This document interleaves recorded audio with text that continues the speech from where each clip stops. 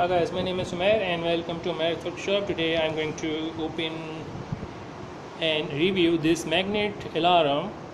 This magnet alarm have a very loud alarm when it open up by the door or the window, and it will trigger the loud alarm. Let's open it and see what's inside.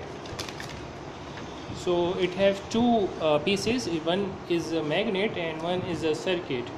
If it is going to be held up over here like this way, it's not going to trigger, but if someone opens the door, it will trigger the alarm.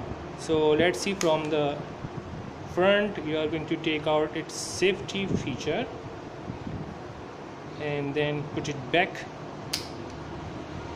and turn on the alarm. So now it's not working anyway, but if someone opens the door without your permission, it's gonna trigger a loud sound.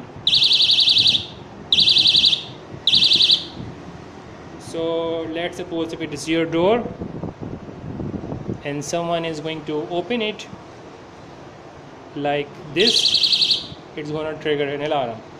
So in my view, it's a good source if you want to protect your belongings in your drawers, in your door, in your windows. So it's a quite very good in budget kind of alarm system.